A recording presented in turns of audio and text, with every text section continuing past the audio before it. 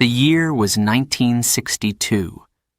The world stood on the edge of fire. One wrong move, and the earth could vanish in light and smoke. In the deep waters of the Caribbean, inside a hot, dark Soviet submarine, 3 men argued. Above them, American warships waited. Missiles were ready. The order could come any second.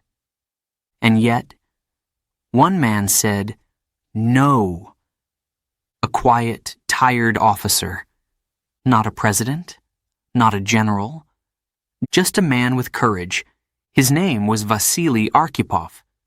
That day, his calm decision saved millions of lives. But for decades, the world never knew his name. No statue, no medal, only silence. This is his story. The story of how one man's choice stopped a nuclear war. And how, even in the darkest hour, human reason can save humanity itself. Chapter 1. The World on the Edge. The year was 1962. A strange silence spread across the world. It was not peace. It was fear. Newspapers shouted words like nuclear, Cuba, war. In schools, children were told to hide under their desks. In homes, people built small shelters underground. No one felt safe. America had placed missiles in Turkey. The Soviet Union answered by sending its own to Cuba, just 90 miles from Florida. 2 giants were now face to face. The sky itself seemed ready to explode. In Washington, President John F. Kennedy met his generals every morning. Maps covered the tables, lines, circles, targets. If one side pressed the button, the other would too. And then, the world would burn. In Moscow, Premier Nikita Khrushchev sat in a dark office. He smoked, thinking about the future of his country. He didn't want war, but he didn't want to look weak either. He told his generals, "We will protect Cuba, no matter the cost."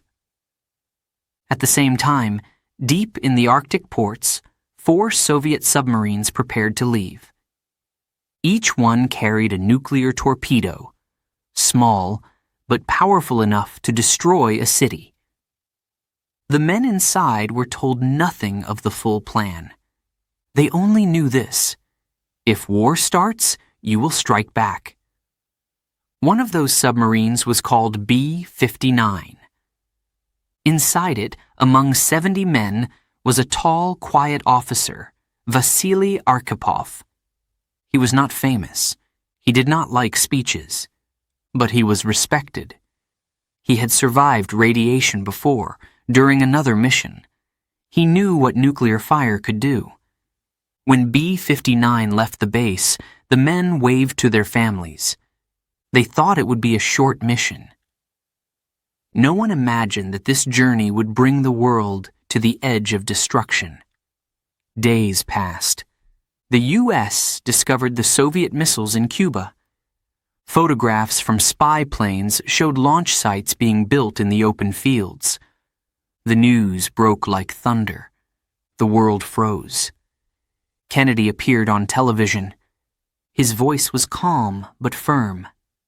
He said, "Any nuclear missile launched from Cuba against any nation in the Western Hemisphere will be regarded as an attack by the Soviet Union on the United States."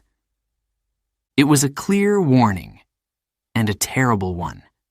Both nations now stood one step away from total war.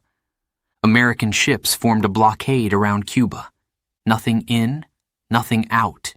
The ocean became a trap. Under that same ocean, the 4 Soviet submarines moved slowly. They could not communicate with Moscow. The radio signals were weak. They only heard fragments of news, unclear messages. Was the war already happening? No one knew for sure. Inside the steel walls of B-59, the air grew hot and heavy. The temperature reached over 45 degrees Celsius. Men were sweating, tired, coughing. Batteries were low. Oxygen was running out. But the captain refused to surface. They were surrounded by American ships. He believed surfacing could mean capture or death. Still, the submarine continued its slow, silent journey. And far above, on land, the leaders continued their dangerous game. In those tense days, the world was like a ticking clock. Every minute mattered. One wrong word, one wrong move, and everything could end. People prayed.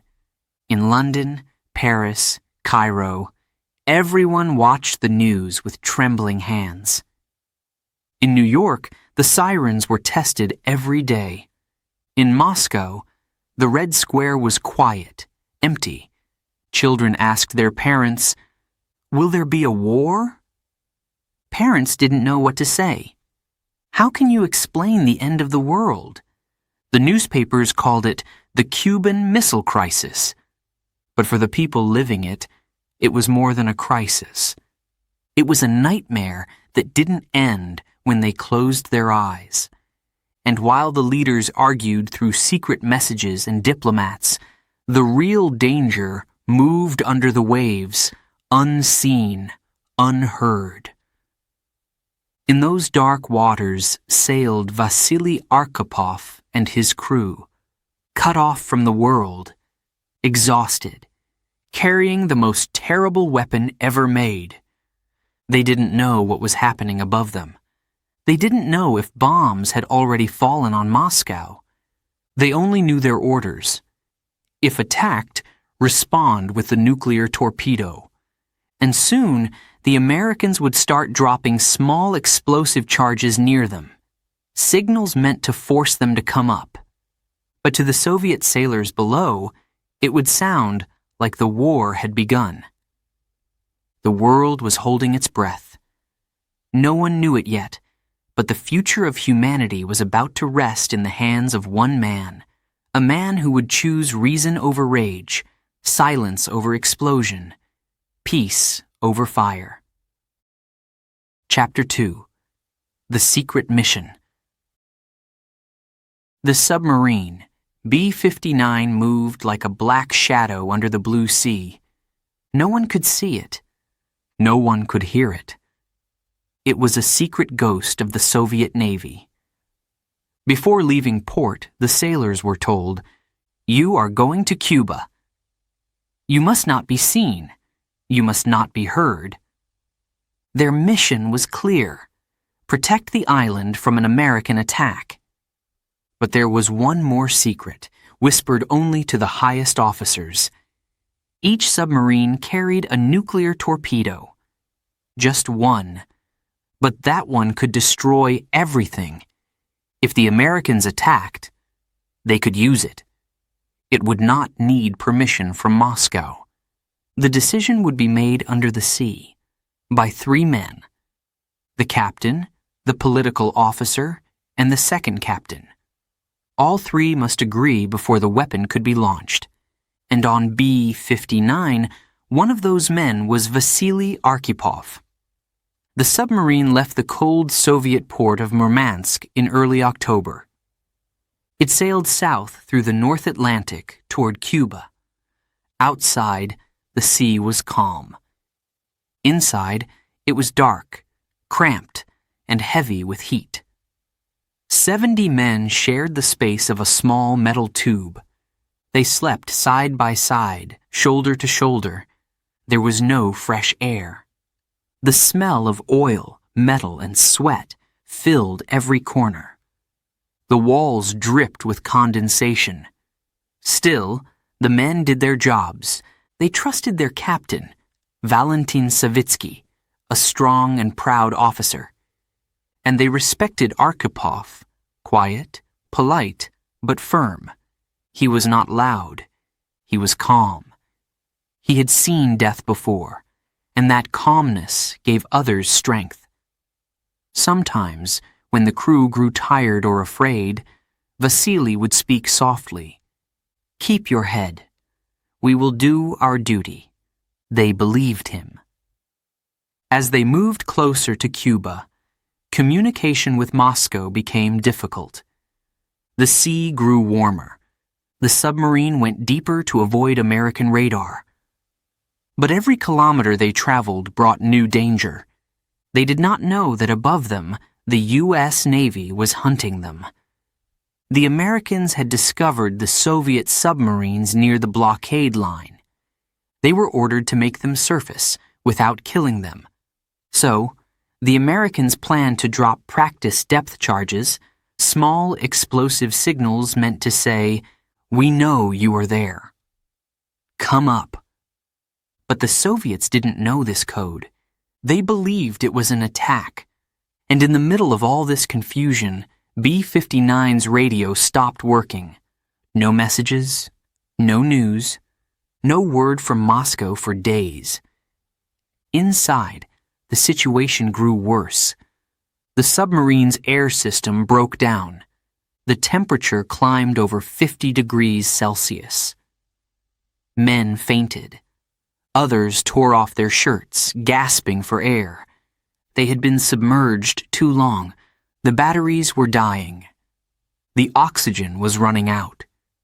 Captain Savitsky walked the narrow corridor, his face red with heat. He shouted, "They are attacking us! They are forcing us up. We will not surrender." He was ready to fight. But Vasili stayed silent. He watched the crew, their faces pale and wet. He knew fear was spreading faster than heat. Then, the first explosions came. Boom! Boom!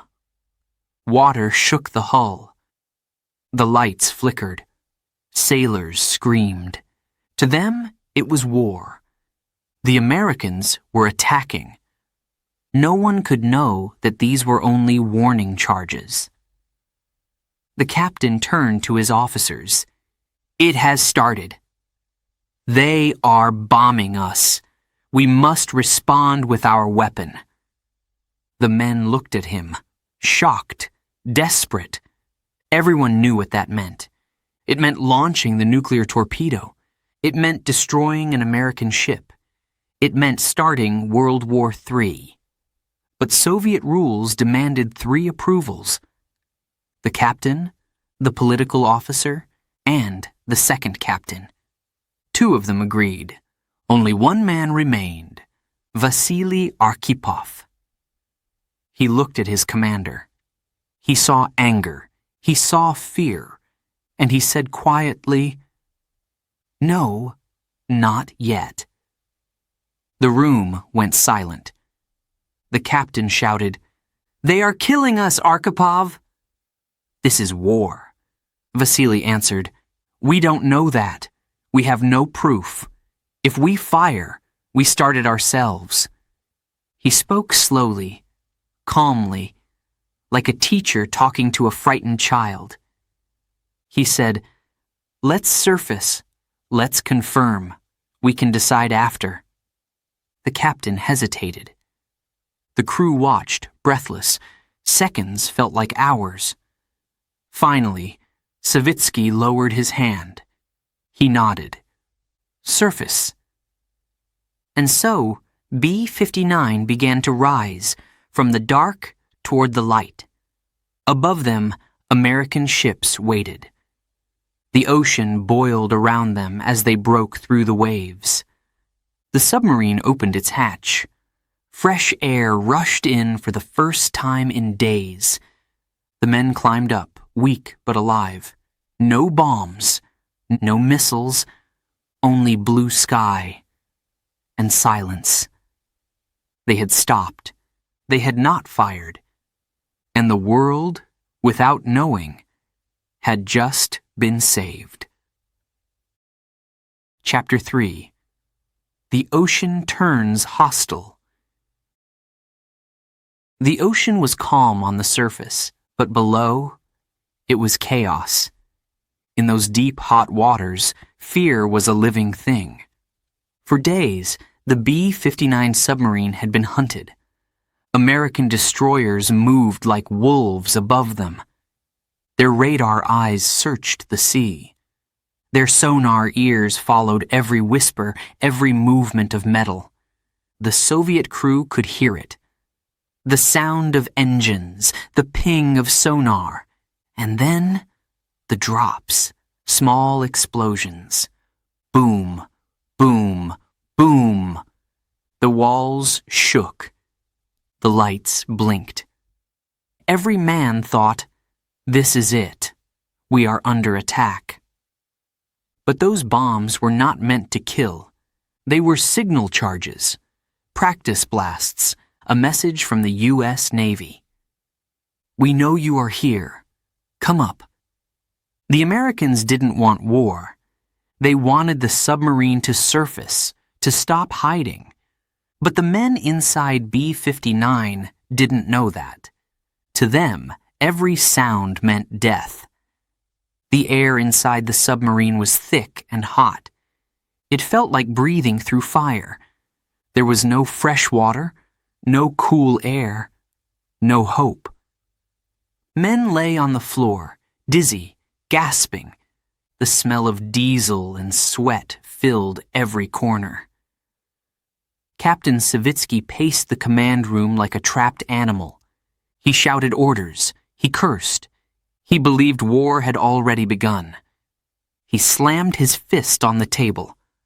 "Those Americans are attacking us. We'll hit them with our torpedo." The crew froze. They knew what that meant. The nuclear torpedo, the last weapon, the doomsday weapon. He turned to the political officer, Ivan Maslenikov. "Do you agree?" Maslenikov, pale and trembling, nodded. "Yes, Captain." Then both turned to Vasili Arkhipov. He was the second captain, and without his agreement, they couldn't fire. Arkhipov stood still for a long moment. Sweat ran down his face. His shirt was soaked, but his eyes were calm. He had seen nuclear disaster before. In 1961, he was on the submarine K-19, when a reactor leak almost killed his crew. He remembered the screams, the radiation burns. He knew what nuclear power could do, not just to soldiers, but to everyone. He said quietly, "If we fire, we start a war that will never end." The captain shouted back, "We are already at war, Vasili. Do you hear the bombs?" Arkhipov replied, "Those are not bombs. They are warnings. We must surface. Confirm you cannot destroy the world because of noise." For a moment, no one spoke. Only the soft hum of dying engines. The men waited, watching the two officers. One wanted to attack. The other wanted to think. Finally, the captain slammed his hand again. "Fine. We will surface, but if they shoot at us, I'll fire back." And so, the submarine began to rise, slowly, carefully, from darkness into light. When they broke through the surface, the men blinked against the bright Caribbean sun. They hadn't seen daylight in days. Their faces were pale, their eyes empty. Above them, American ships formed a circle. Helicopters flew overhead. For a second, the Soviet sailors thought the attack would begin. But nothing happened. No gunfire, no bombs, only waves and wind. An American destroyer moved closer, but it did not shoot. Instead, it circled, like a shark that had lost its hunger. On deck, Vasili stood beside his captain. He looked out at the open sea and breathed deeply. The world was still here. No cities had burned. No missiles had flown. Inside, the crew began to cry quietly. Not from fear, from relief. They were alive. The world was alive. But this peace felt strange. They didn't know if they were heroes or failures. They didn't know what Moscow would say. They only knew they had made a choice that had stopped the fire from spreading. That night, as they floated on the dark surface, Vasili sat alone in the narrow control room. He could still hear the echoes of those explosions in his head. He whispered to himself, "Sometimes, not fighting is the hardest fight of all." Outside, the sea was silent again. But deep in the hearts of those 70 men, something had changed forever. The next morning, the Americans watched as B-59 began to leave. Slowly, it turned north, away from Cuba, back to the long journey home. None of the sailors knew it yet, but the storm they had escaped under the water was still raging above, between two superpowers. And soon, when they reached the Soviet Union, they would face another kind of battle. A political one. They had disobeyed no direct order. They had saved the world. But some would not see it that way.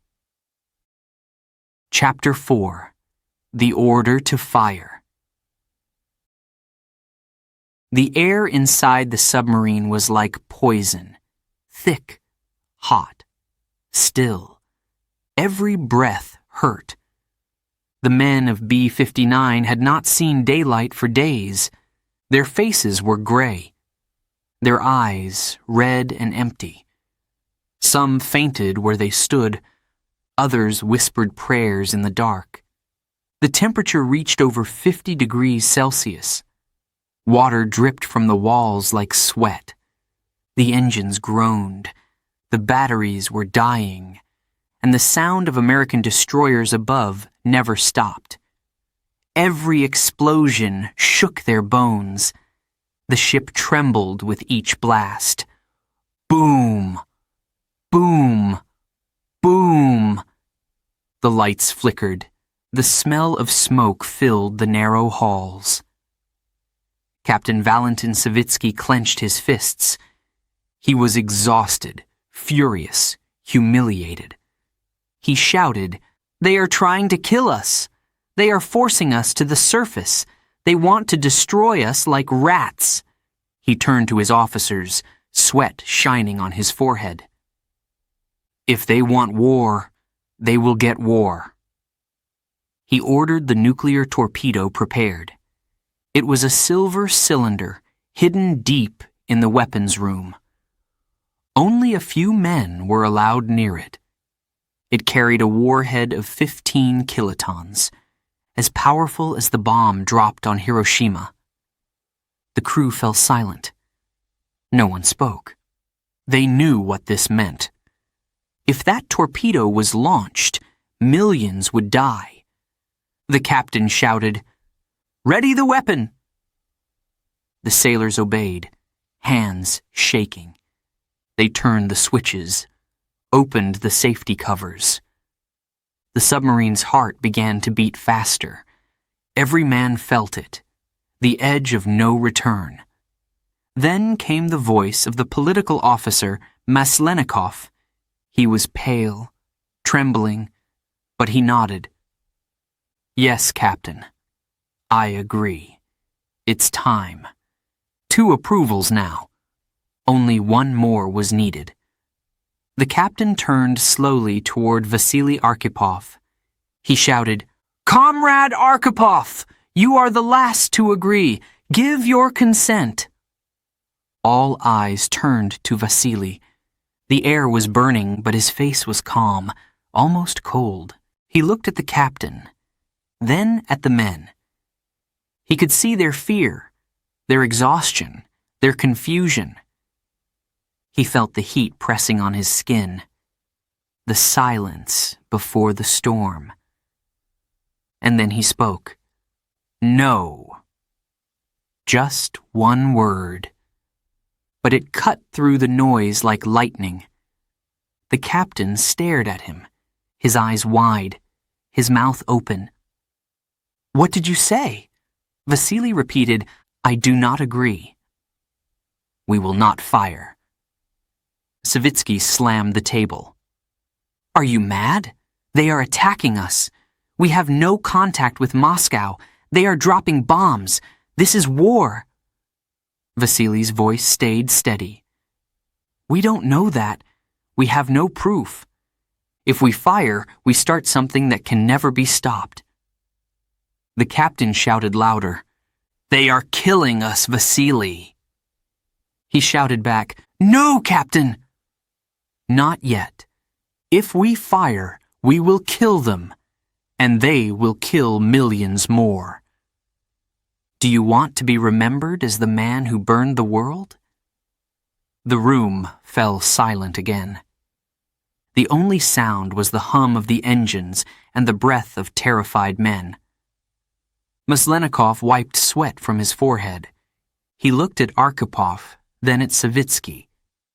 Two strong men, face to face, one burning with anger, one frozen with reason. Savitsky turned away. He leaned on the table, trembling. He wanted to fight, but inside, something broke. He whispered, What do you want us to do, Vasili? Surface, Arkhipov said. Talk if we can. Listen if we must. But don't destroy the earth over a misunderstanding. The captain stared at him. Seconds passed like hours. Then he shouted, Surface the boat! The order went through the submarine. Engines turned. Valves opened. Slowly, painfully, the B-59 began to rise. Men held their breath. The walls creaked. The explosions above stopped. And then, light. The submarine broke through the water. The hatch opened. Fresh air rushed in, cool, salty, alive. The sailors climbed up, blinking, weak, dizzy. Above them, American ships surrounded them, but no one fired a shot. For a long moment, the sea was quiet. Just waves, just wind, just life. Vasili stood on the deck beside his captain. He looked out at the horizon. He could almost see the world beyond. Cities still standing, children still laughing, the sun still shining. He took a deep breath. He didn't smile. He didn't cry. He just stood there, silent, steady, alive. No one clapped. No one thanked him. No one even understood what he had just done. But history would. One day. Because on that burning afternoon, in a dark metal submarine, one calm man had stopped the fire from swallowing the world. Chapter 5. The Man Who Said No. The sea was quiet again. Blue sky, soft waves, a silence that felt almost holy. The submarine B-59 floated on the surface, surrounded by American ships. But no missiles flew. No gunfire came. Just stillness. The silence of a world that had almost ended. Inside the submarine, the crew sat in disbelief. They were alive. They were breathing fresh air. For the first time in days, they could see light.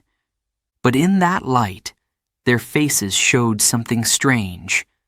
Not joy, not victory, but exhaustion mixed with confusion, They had almost destroyed the world, and only one man had stopped it. Vasili Arkhipov sat near the periscope room, silent. His hands rested on his knees. His eyes were tired, but clear. He was thinking about what had just happened, how close they had come. One wrong word, one angry second, and millions would be gone. He had seen what radiation could do. He had seen skin burn and bodies fall apart. He had seen men die slowly, begging for air. That memory from the submarine K-19 still lived in his bones. He whispered to himself, "Never again." Captain Savitsky stood nearby, staring at the sea. He did not speak. He felt both angry and relieved. Angry because he had wanted to fight. Relieved because deep down he knew Vasili was right. Hours passed. The Americans watched from a distance. They did not attack. They just circled like quiet guards of peace. Finally, Savitsky gave the order. Turn north. Return home. The engines started again, slow and heavy. The submarine began its long journey back across the Atlantic, back to the cold, gray waters of the Soviet Union. For days, the sailors said nothing. No music, no laughter. Only the hum of the engines and the sound of metal moving through water. Some men cried quietly in their bunks. Others sat in silence, thinking about their families, about the world above, about what might have happened if Vasili had said yes instead of no. When the submarine finally reached home, no one welcomed them with flowers. No parade, no medals. The officers from Moscow came aboard. Their faces were cold. They didn't ask how the crew felt. They only asked, "Why did you surface? Why didn't you complete your mission?" The captain stood tall, but his voice trembled. He said, "We believed war had started. We almost launched the weapon." The officers' eyes went wide. They looked at each other, whispering. Then they said sharply, "You should never have been in that position. You failed your orders. Failed." That word hit the crew harder than any explosion. Vasili said nothing. He didn't argue. He didn't explain. He just nodded and walked away. That night, he sat alone outside the naval building. The cold wind of Russia touched his face. He closed his eyes and listened, not to the sea, but to the quiet of life. He thought, if they call it failure, so be it. But at least, people are still alive to use that word. He smiled faintly, the first time in days. The truth of what happened on B-59 was buried in military reports. No newspapers wrote about it. No radio spoke his name. The world moved on, never knowing how close it had come to ending. In Washington, Kennedy and Khrushchev found a deal. The Americans removed their missiles from Turkey. The Soviets removed theirs from Cuba. And the world called it peace. But real peace had begun earlier. In that dark submarine with one man's calm voice saying, "No." Years later, the men who had served with Vasili would remember that day. They would say, "He was the only one who stayed calm.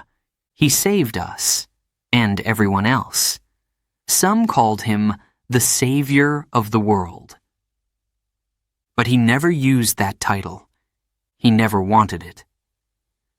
When asked about the incident, he simply said, "I just did what I thought was right."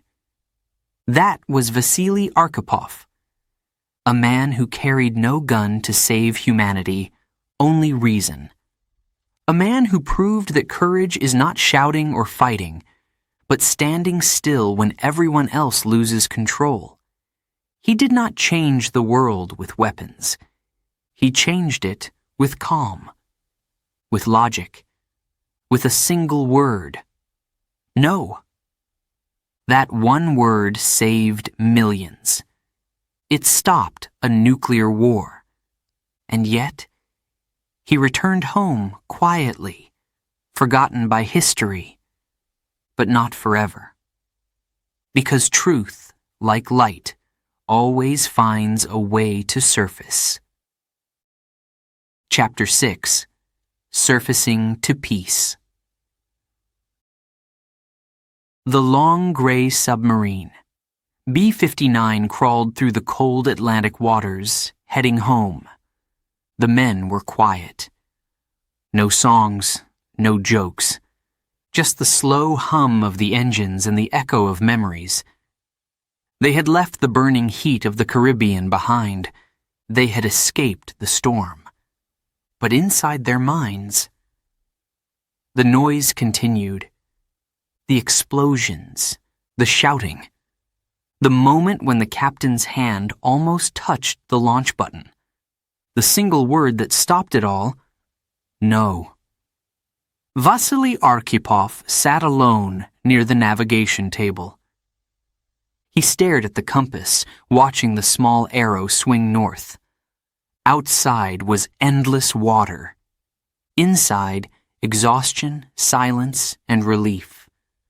The submarine's air still smelled of metal and sweat. Men slept in turns, like shadows. No one wanted to talk about what had happened.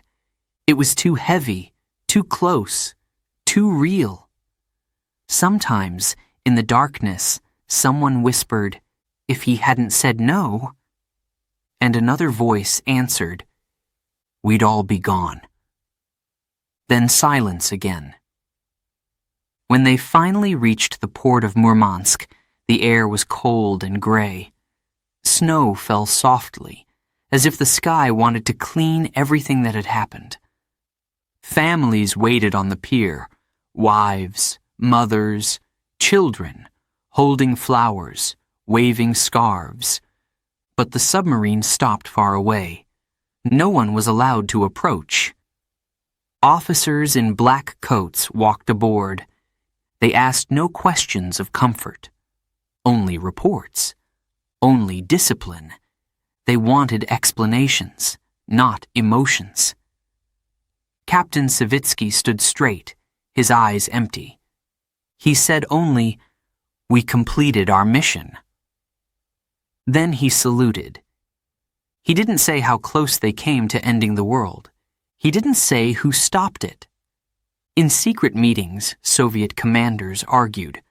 Some called the submarine's decision cowardice. Others whispered they acted wisely. But no one dared say too much. The truth was dangerous. The men of B-59 were ordered to keep silent. No interviews, no stories, not a word about the torpedo. The newspapers wrote nothing.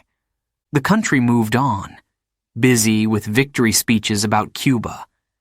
But inside the hearts of those 70 sailors, the memory stayed, like a scar that never healed. For Vasili, life returned to quiet routine. He continued to serve. He followed orders. He never mentioned that day. He didn't need to. He knew what had happened. He knew what hadn't. That was enough. Sometimes, at night, he would look out at the frozen sea and think, peace looks simple, but it costs courage too. He thought of the faces of his men, the fear, the trust, the silence before his no. He realized something powerful, that the hardest fight in the world is the fight not to fight. Meanwhile, far away, the world above celebrated. In Washington, people cheered. The newspapers wrote, "Crisis over, peace returns." In Moscow, leaders smiled for cameras. They said, "We have avoided war." But none of them knew that the true battle had happened deep below the sea, inside a metal tube, inside a man's heart. The peace they celebrated had been bought by one quiet decision in the dark. Months passed. The Cuban Missile Crisis became history.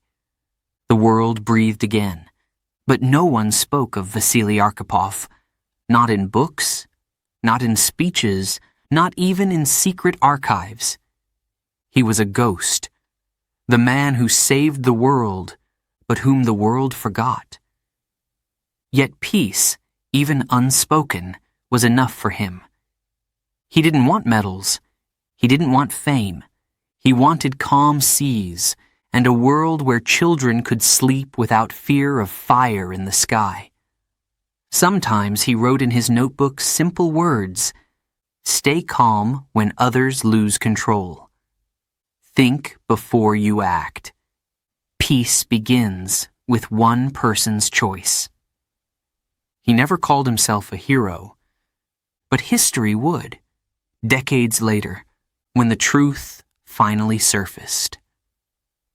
That day in 1962, when the submarine rose into the light, it wasn't just a vessel surfacing. It was humanity itself, coming up from the dark waters of destruction, to breathe again. The world had come closer to death than anyone knew, and one man's calm voice had pulled it back.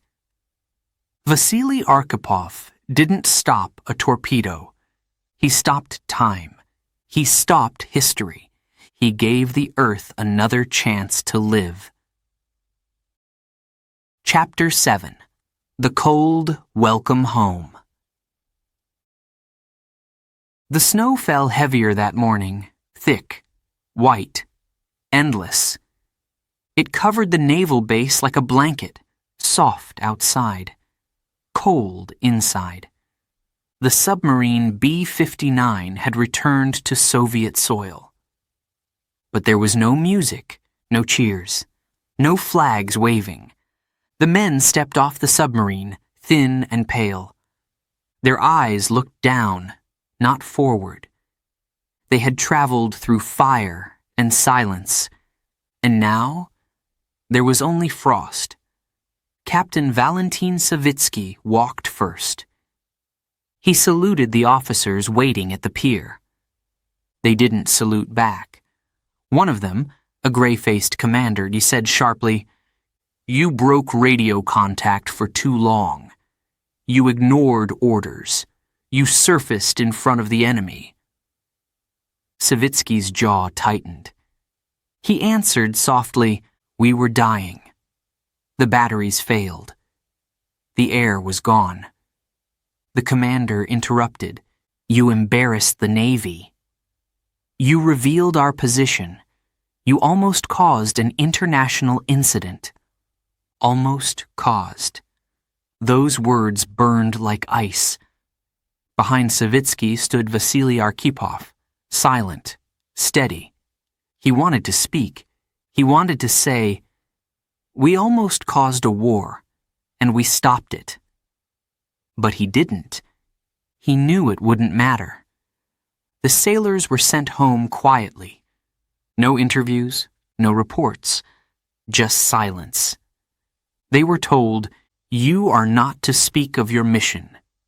Ever." At night, Vasili sat in his small apartment in Leningrad. His wife, Olga, asked him gently, "What happened down there?" He looked at her for a long time, then said, "Nothing important." She could see in his eyes that it was not true, but she didn't push. She knew her husband was carrying something heavy, something words could not hold. Weeks turned into months. The newspapers praised other officers, other missions. No one mentioned B-59. No one said the word nuclear. In meetings, senior admirals whispered, The crew of B-59 acted without discipline. They showed weakness under pressure. Arkhipov encouraged hesitation. Hesitation. That was their word for saving the planet. Vasili listened to the rumors, but he never defended himself. He simply kept working, following orders, doing his duty. He was still an officer. Still a man of reason in a world of noise, yet inside, something had changed. He had seen too much. He had felt the edge of history under his fingertips. Every night, when he closed his eyes, he saw the flashing lights, heard the muffled booms, felt the heat and the fear, and then, the memory of his own voice. No, not yet. That one moment replayed in his mind, not as pride, but as relief. Sometimes he wondered, what if I had stayed silent? What if I had agreed? He didn't need to imagine long. He had seen Hiroshima in black and white films. He had seen what one bomb could do. He knew the pictures would have multiplied across continents. He had saved millions, but no one would ever know. In the years that followed, Vasili's life became ordinary again. He taught younger officers. He studied safety procedures for submarines. He insisted on calm decision-making. He repeated one rule: never act in panic. Never let fear command you. Some laughed behind his back, calling him the cautious one. But those who had served on B-59 never laughed. When they saw him in the corridor, they stood straighter. They remembered. One cold afternoon, a young sailor from another crew approached him. He said, "Comrade Arkhipov, is it true that you stopped a launch once?" Vasili looked at the young man, then shook his head. "Stories grow in the dark," he said quietly. "Don't believe everything you hear." The sailor smiled, not understanding, but years later, he would. At home, Olga sometimes found him standing by the window, staring at the snow. She would ask, "What are you thinking about?" He always answered, "Just the weather." But inside, he was thinking of the heat, the unbearable heat of that submarine, and the even hotter decision that almost consumed the world. The government never rewarded him. No medal, no public recognition. Nothing. To them, he was just another officer who had done his job. To history, he was the man who kept it alive. He aged quietly, his hair turning silver, his voice softer, his name almost forgotten. But somewhere, in the endless rhythm of the sea, his choice still echoed. A whisper beneath the waves. No, not yet. Chapter 8. The Hidden Hero. Time moved on. Years turned to decades. The Cold War ended. New leaders came. New weapons appeared, but one story stayed buried, deep, silent, forgotten. The name Vasili Arkhipov disappeared from records. The reports of B-59 were locked in secret archives. No one outside the Navy ever read them. The world believed the Cuban Missile Crisis ended in meetings and phone calls. But history had a missing heartbeat. The heartbeat of a man who had said no. Vasili retired quietly. He lived in a small apartment with his wife Olga, near Moscow. He gardened. He read. He rarely spoke about the past. When neighbors asked what he had done in the Navy, he smiled gently and said, "Just served my time." He never mentioned Cuba. He never said the word nuclear. It was as if he had locked that part of his soul away. Then, one summer in the late 1980s, a journalist researching Cold War submarines met an old sailor who had served on B-59. The sailor was gray-haired, his hands shaking. He said, "There was a day when the world almost ended. And one man stopped it." The journalist frowned. "What man?" The sailor whispered a name. "Arkhipov." Years later, after the fall of the Soviet Union, the archives began to open. Documents once marked top secret were now shared with historians. They read the reports, the conversations, the signals, the silence. And in those pages, they found him. They found the record of one meeting. Captain Savitsky wished to launch the nuclear torpedo. Second Captain Arkhipov disagreed. A small line, buried under bureaucracy. But behind that line was the survival of humanity. The historians couldn't believe it. They compared timelines. They checked American Navy logs. They realized something extraordinary. On that day, October 27th, 1962, the United States and the Soviet Union were seconds from total war, and one man inside a boiling submarine had stopped it. In the 1990s, Western journalists began writing about him.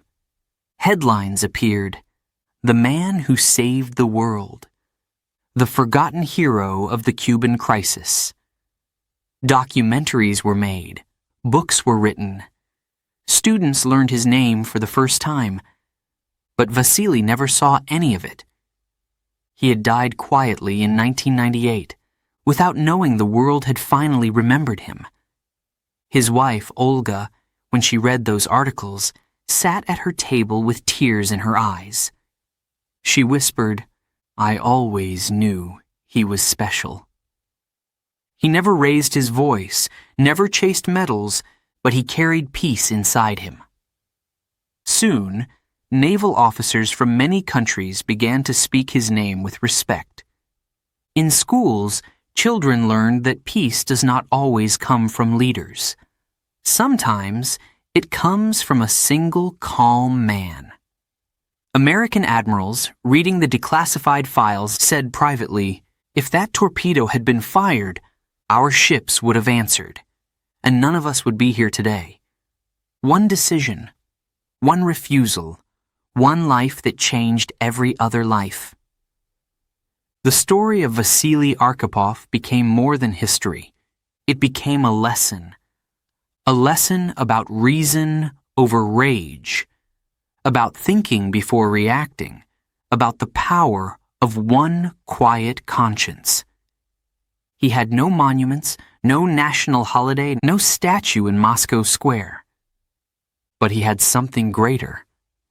A living world that still turned under the same sun. When people speak of courage, they often imagine noise dash dash, battle, shouting, explosions. But Vasili's courage was made of silence, of calm breath in heat and darkness, of one man's strength to say no, when everyone else shouted yes. His story reminds us that heroes are not always seen, not always thanked, not always remembered at first. But truth never stays hidden forever. And so, the world finally learned the name of the man who stopped a nuclear war before it began. Vasili Alexandrovich Arkhipov, a sailor, a husband, a human being, the man whose calm heart kept the earth alive. Chapter 9. The Truth Revealed. It took almost 40 years for the truth to rise. 40 years of silence. 40 years of secrets buried under dust and pride. Then, one winter morning in Moscow, an old Navy file was opened. and a new story was born. Inside that file were just a few typed pages. Dates, coordinates, a short report from a submarine called B-59. It seemed unimportant at first. But between those gray words, between those dry military sentences, the truth waited, patiently. A historian named Thomas Blanton, working with the U.S. National Security Archive, read the document in disbelief. It described how, on October 27, 1962, 3 Soviet officers had argued inside a submarine. 2 wanted to launch a nuclear torpedo. 1 refused. That one man was Vasili Arkhipov. Thomas whispered to himself, "My God, this man saved the world." The discovery spread quickly. Journalists wrote articles. Scientists discussed it in conferences. Teachers began adding his name to their lessons. People were shocked. All their lives they had been told. The Cuban Missile Crisis was solved by presidents, Kennedy and Khrushchev. 2 leaders using words instead of weapons. But now they learned the truth. It was also saved by one quiet officer in the dark. Not with a phone call, not with a signature, but with courage. The courage to wait, to think, to doubt, when doubt was dangerous. Soon, Vasili's story appeared on television.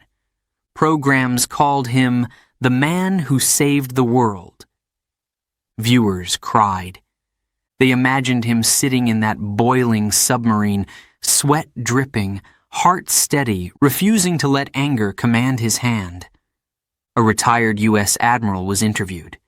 He said softly, "If that torpedo had been fired, we would have responded with everything we had.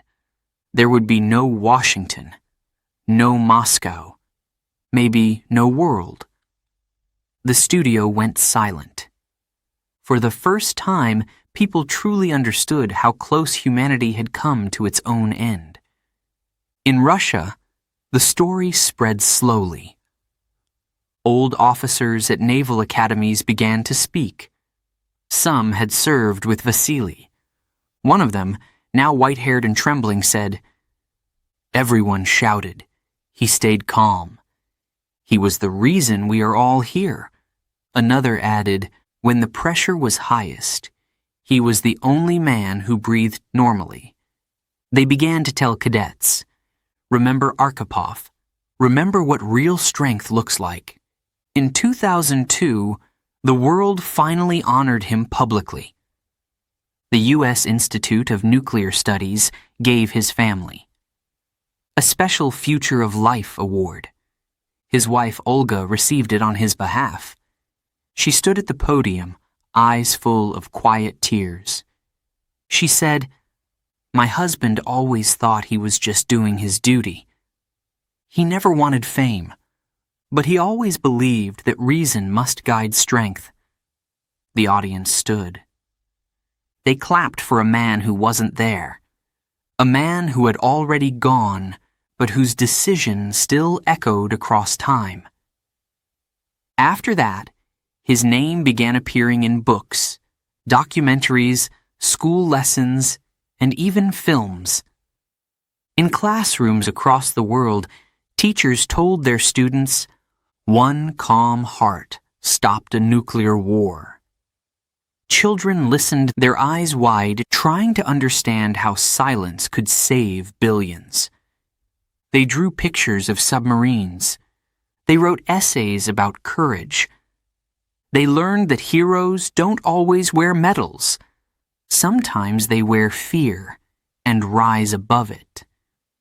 But the truth was more than a story. It was a warning, a reminder that humanity survives, not only through power, but through patience. One wrong order can end everything. One calm voice can save it all. Every time nations faced new crises, leaders remembered that lesson. Some even kept Vasili's photo in their offices. a quiet symbol of restraint, a reminder of the day one man refused to let fear decide for him. And so, decades later, the truth stood tall at last. Vasili Arkhipov, the sailor who stopped a war, the man who said no. The human conscience in a moment of madness. History had finally spoken his name. The truth had surfaced, like the submarine itself, from the deep. He had not only saved the world, he had taught it something precious, that peace does not come from power.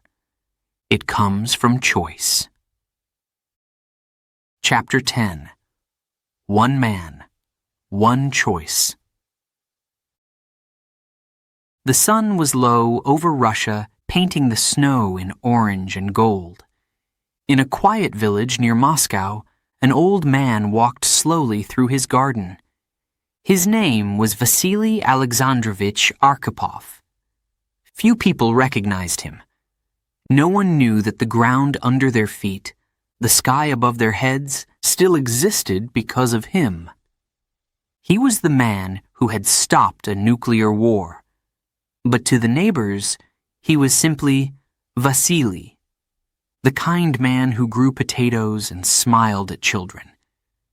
Years had passed since that day in 1962. The Cold War had ended. The world had changed. But inside Vasili's heart, the sea was still there. That deep, dark memory that never left. Sometimes, when the wind was strong, he would close his eyes and hear again the hum of engines, the explosions in the distance, the voice of his captain shouting in anger, and his own voice, calm, steady, saying no. He never saw himself as a hero. He said once to a friend, "I just did my duty." Nothing more. But it was more. So much more.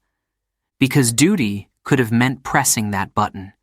Duty could have meant following orders.